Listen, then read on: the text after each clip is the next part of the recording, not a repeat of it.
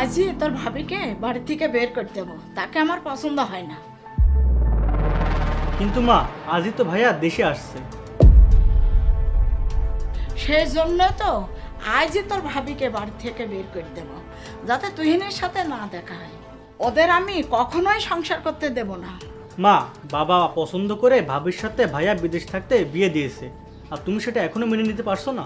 না পারছি না, ওদের আমি মেনে নেব না। আজই তাকে আমি বাড়ি থেকে বের করে দেব। মা, আপনার চা। বৌমা, তোমার ব্যাগ গুছিয়ে নাও, আমি তোমার মামাকে আসতে বলছি, সে এসে তোমাকে নিয়ে যাবে। আমি চাই না আমার ছেলের সাথে তোমার দেখা হোক, তুমি আজই চলে যাবে। কিন্তু মা। কোনো কিন্তু নয়, আমি যা বলছি তাই হবে। মা, আজ সে দেশে আসবে, আমি কি তার সাথে দেখা করতেও পারবো না? যাও তো এখান থেকে, যাও। ঠিক আছে মা, আসবে না। তুই এসব কি বলছিস? কিছু হয়েছে নাকি? মামা, আমার শাশুড়ি চান না যে তার ছেলের সাথে আমার সংসার হোক। সে তো আমাকে তাড়িয়ে দিতে চায়। সে যাই বলুক না কেন, তুমি কিন্তু আসবে না। না না, তুই কিছু ভাবিস না, এমন কিছু হবে না।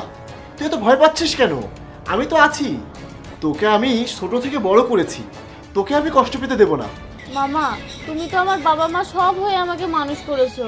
মামি তো আমাকে সহ্য করতে পারে না, আর এখন যদি স্বামীর বাড়ি থেকে আমাকে চলে যেতে হয়, মামি তো আমাকে সহ্যই করতে পারবে না। তুইও তো ওকে পছন্দ করিস না, তাই আমি ওর মামার বাড়ি পাঠিয়ে দিয়েছি।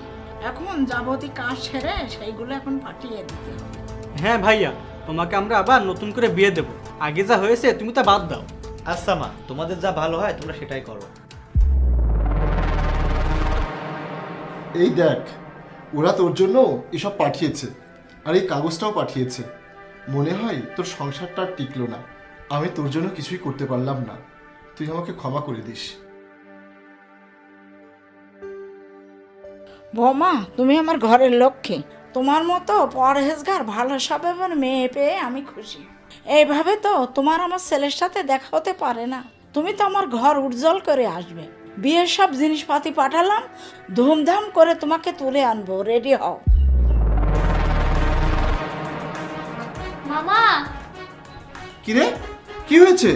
মামা, তুমি এসব আগে থেকেই জানতে, তাই না? তুই তো একটা লক্ষ্মী মেয়ে, তোর সংসার কেন ভাঙবে? তোকে তো সবাই মাথা মুকুট করে রাখবে।